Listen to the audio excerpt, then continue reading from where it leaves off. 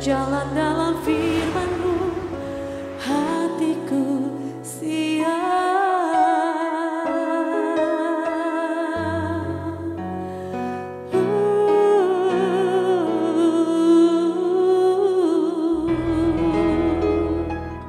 Salam, God lover yang dikasih oleh Tuhan Yesus, apa kabarnya? Senang berjumpa kembali dalam program Rest and God malam hari ini bersama Diaspora TV. Setelah melewati kesibukan sepanjang hari ini, mungkin ada situasi yang membuat jiwa Anda menjadi letih lesu dan berbeban berat. Jangan menyerah, sebab Tuhan mengundang kita untuk mengalami kelegaan. Marilah kepadaku semua yang letih lesu dan berbeban berat, aku akan memberi kelegaan kepadamu. Itu yang dikatakan Tuhan Yesus di Matius 11 ayat 28. Sungguh undangan yang luar biasa, janji yang luar biasa. Oleh sebab itu, mari kita hampiri Dia, kita bersatu di dalam doa. Bapa di surga, kami ucap syukur karena anugerah-Mu begitu luar biasa. Kami semua setiap hari diundang untuk ada dalam hadirat-Mu dan Engkau memberi kami sukacita, kelegaan dan berkat. Oleh sebab itu Bapa, kami datang kepadamu saat ini dengan membawa semua permasalahan hidup kami.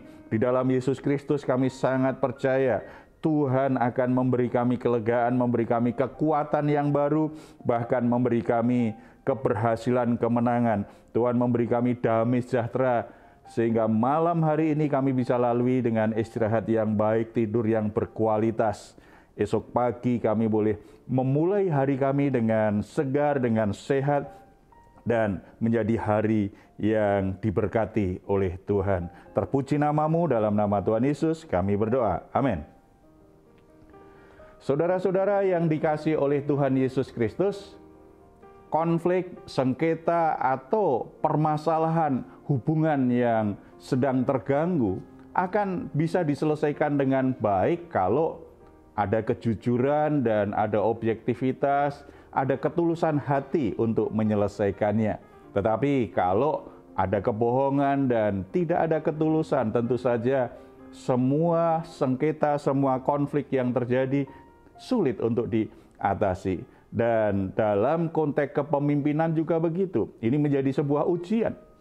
Menyelesaikan masalah menjadi sebuah ujian. Bagaimana kepemimpinan seseorang. Saudara-saudara yang dikasihi Tuhan Yesus, saat ini saya ingin berbagi firman Tuhan tentang bagaimana kita bisa menyelesaikan sengketa. Bagaimana cara yang baik kita bisa menyelesaikan berbagai ketegangan dalam hubungan atau bahkan mungkin mengalami sengketa yang sedang terjadi. Cara yang Tuhan ajarkan seperti apa? Kita akan membuka Alkitab kita dari Hakim-Hakim pasal 11 ayat 12 sampai 28. Perikop ini menjadi pelajaran yang sangat berharga bagi kita. Bagaimana kita bisa punya sikap yang benar, sikap yang baik sebagai anak-anak Tuhan di dalam menyikapi satu sengketa yang sedang terjadi. Ini mengisahkan tentang bagaimana umat Israel sedang bersengketa, sedang mengalami pertikaian dengan Bani Amon. Ketika Yefta dipilih untuk menjadi pemimpin mereka, yang dilakukan Yefta pertama kali adalah dia coba menyelesaikan dengan cara baik sengketa yang terjadi. Dan ada 3 hal penting kita bisa pelajari dari perikop ini. Apa yang dilakukan Yefta untuk menyelesaikan sengketa yang sedang dialami oleh bangsa Israel dengan Bani Amon saat itu. Yang pertama, Yefta minta klarifikasi, mengkonfirmasi permasalahan yang sedang terjadi. Kalau kita baca ayat 12 sampai 13. Kemudian Yefta mengirim utusan kepada Raja Bani Amon dengan pesan, "Apakah urusanmu dengan aku sehingga engkau mendatangi aku untuk memerangi negeriku?" Jawab Raja Bani Amon kepada utusan Yefta, "Orang Israel ketika berjalan keluar dari Mesir telah merampas tanahku, dari sungai Arnon sampai ke sungai Yabok dan sampai ke sungai Yordan. Maka sekarang kembalikanlah semuanya itu dengan jalan damai." Ini alasan mengapa Bani Amon itu menyerang orang-orang Israel. Alasannya karena mereka menganggap orang Israel itu sudah merampas batas wilayah mereka, sudah mencaplok wilayah mereka. Permasalahan yang dianggap serius, makanya mereka coba menyerang bangsa Israel. Saudara-saudara, bagian ini dilakukan oleh Yefta dengan bijaksana. Dia mengirim utusan untuk tanya. Ini jawaban orang Amon. Prinsip pertama ini perlu kita terapkan. Ketika terjadi sengketa dalam keluarga, dalam persahabatan, dalam organisasi, atau apa saja dalam relasi kita dengan orang lain. Ketika sengketa itu terjadi, perselisihan itu terjadi, ketika permusuhan itu terjadi, hal pertama yang harus kita lakukan adalah kita harus melakukan konfirmasi, klarifikasi kepada pihak-pihak yang terkait supaya kita tahu betul sebabnya apa, akar masalahnya apa. Jangan langsung bereaksi yang negatif. Kalau itu terjadi, tidak akan bisa diselesaikan dengan baik. Sebagai anak-anak Tuhan, sebagai murid-murid Kristus, kita harus menjadi orang-orang yang punya ketulusan, kejujuran. Makanya menyelesaikan permasalahan harus sesuai dengan fakta dan data yang ada. Tidak boleh hanya berdasarkan emosi atau perasaan semata, apalagi hanya berdasarkan apa kata orang atau dugaan-dugaan semata. Tidak, harus konfirmasi kepada pihak-pihak yang terlibat dengan persengketaan tersebut. Dan yang kedua yang dilakukan Yefta adalah, kita baca ayat 14-15. Lalu Yefta mengirim pula utusan kepada Raja Bani Amon dengan pesan, beginilah kata Yefta, orang Israel tidak merampas tanah orang Moab atau tanah Bani Amon. Yefta tidak mau hanya satu pihak saja mendengarnya. Makanya Yefta kemudian mengklarifikasi lagi. Oh, bukan begitu permasalahannya. Bukan kami yang merampas. Itu bagian dari kemenangan. Karena ketika kami berjalan, maka suku-suku yang kita sudah minta izin kita lewat ya. Mereka tidak mau bahkan menyerang. Makanya terjadi peperangan. Dan akhirnya kami bisa mengalahkan mereka dan kami menguasai wilayah mereka. Berdasarkan fakta, berdasarkan data yang sesungguhnya. Penyelesaian sengketa yang baik adalah berdasarkan keadaan, situasi, dan data yang sebagaimana mestinya. Tidak ditambahin, tidak dikurangi. Yefta mengatakan dengan jujur, ini loh faktanya, ini yang sebenarnya terjadi. Berarti kalian salah sangka, kalian salah memahaminya. Kami tidak merampas dari wilayah kalian. Tidak, itu kami dapat karena hasil dari kemenangan ketika ada suku-suku yang menyerang kami. Kami berperang, kami menang, kami kuasai wilayah mereka. Saudara-saudara, kenapa sengketa tidak cepat selesai? Mengapa pertikaian tidak cepat selesai? Mengapa hubungan yang rusak satu sama lain itu tidak cepat selesai? Karena begitu terjadi persengketaan, emosinya yang lebih banyak main, akibatnya lari kemana-mana. Bukan pada akar masalahnya, bukan pada sebenarnya ini terjadi akibat apa sih? Mulai mengarah ke yang lain-lain, ke hal-hal yang lain-lain. Dalam rumah tangga aja kadang-kadang kan seperti itu. Suami istri terjadi perselisihan. Misalnya karena masalah ketidakpercayaan istri karena suaminya sering pulang malam. Lalu tidak bisa menjawab dengan baik. Istrinya menjadi cemburu. Ketika cemburu dia tanya kepada suaminya. Suaminya bukannya menjelaskan apa adanya, tetapi kadang-kadang dia menjelaskannya sebagai reaksi negatif. Jadi kamu tidak percaya dengan saya. Kemudian marah, dengan kemarahan suaminya menjawab. Dan itu pun tidak menjawab bagian yang sesuai dengan fakta, lebih ke arah reaksi dia karena merasa tersinggung. Istrinya mencurigai dia. Akhirnya konflik terjadi. Begitu konflik terjadi, istrinya juga merespon dengan emosi negatifnya terhadap sikap suaminya. Akhirnya mereka konflik berkepanjangan bukan karena kasus awalnya, suaminya yang sering terlambat pulang, tetapi karena emosi, sikap, perkataan yang diperlihatkan satu sama lain. Mereka saling bereaksi dan akhirnya berlarut-larut. Masalah sesungguhnya jadi terabaikan. Kalau kita ingin menyelesaikan persengketaan, perselisihan dengan baik, kita harus berpijak pada data, pada fakta yang sesungguhnya. Kita harus jujur memang pengen mengurai permasalahan yang ada. Bukan karena ada kepentingan saya harus menang, saya harus mengalahkan dia. Tidak, tetapi karena memang ingin ini bisa diselesaikan dengan baik. Itu yang dilakukan Yefta. Dia jujur mengatakan faktanya seperti ini, kalian salah sangka. Kemudian yang ketiga, Yefta percaya penuh akan keadilan Allah, ayat 27. Jadi aku tidak bersalah terhadap engkau, tetapi engkau berbuat jahat terhadap aku dengan berperang melawan aku. Tuhan hakim itu dialah yang menjadi hakim pada hari ini antara orang Israel dan Bani Amon. Yefta ini tipe orang yang bagi dia imannya kepada Tuhan itu nyata menyatu dengan cara berpikir, sikap, dan perkataannya. Makanya menanggapi permasalahan ini dia percaya betul keadilan Allah.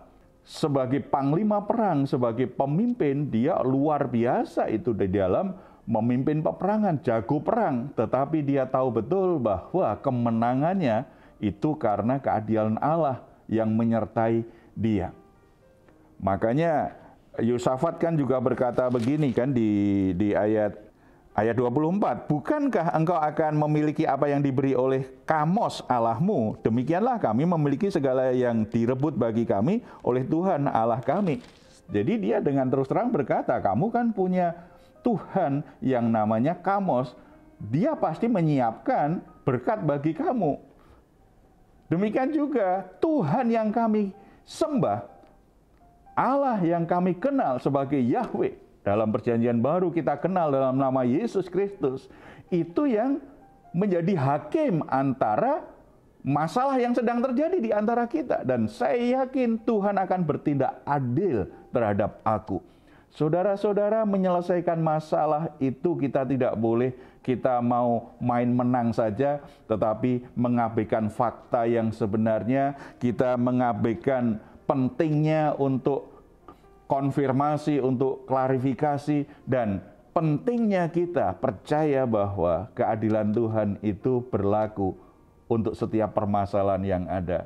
Nah, kalau kita mempercayai keadilan Allah, maka kita percaya betul bahwa kalau saya bersikap benar di mata Tuhan, kalau saya jaga hati saya benar di mata Tuhan, kalau saya menyelesaikan masalah itu tulus hati, Tuhan melihat ketulusan hati saya, kejujuran saya, Tuhan pasti bela saya.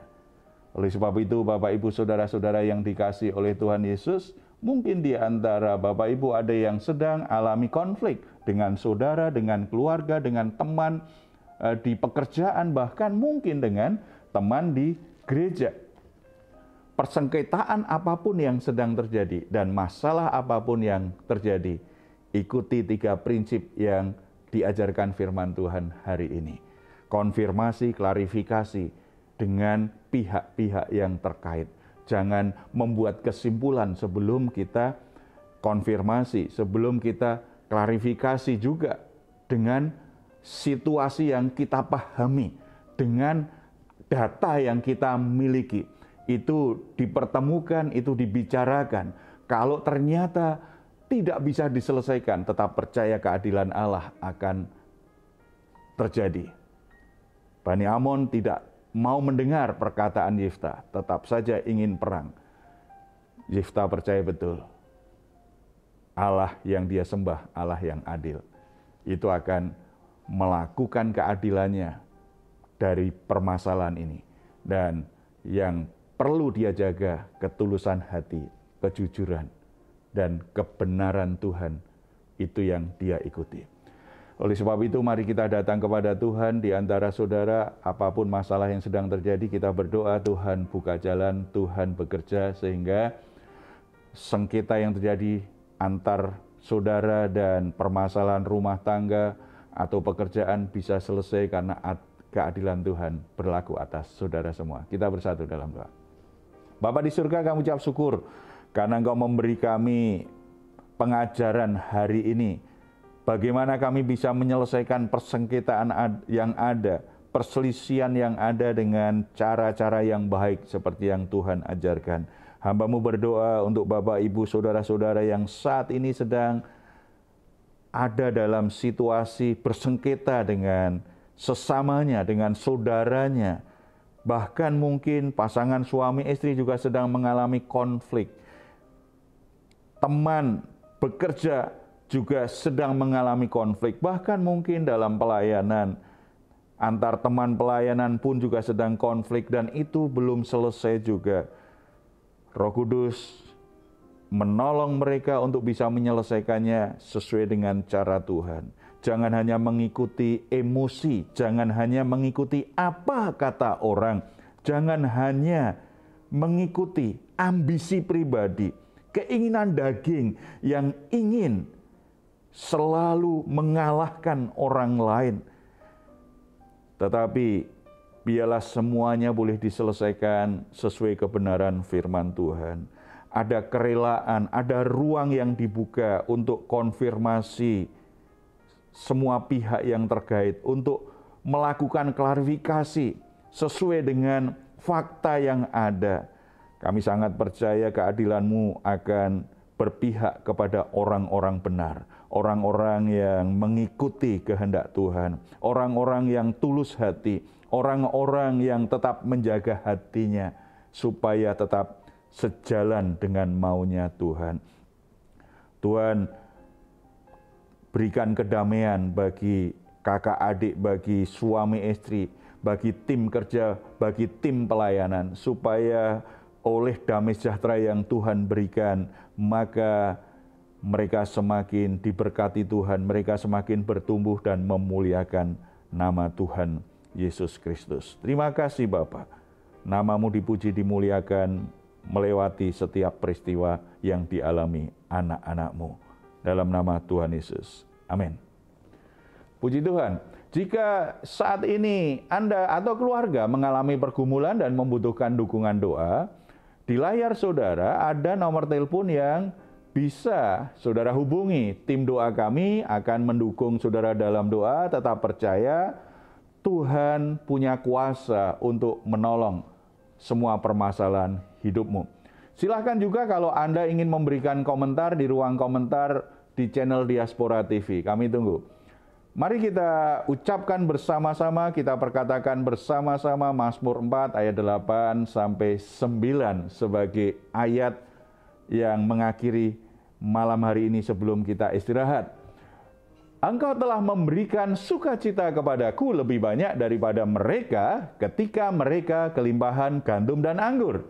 Dengan tentram aku mau membaringkan diri lalu segera tidur. Sebab hanya Engkaulah ya Tuhan yang membiarkan aku diam dengan aman. Selamat beristirahat, nikmatilah Rest and God malam hari ini. Tuhan Yesus memberkati kita semuanya. Hatiku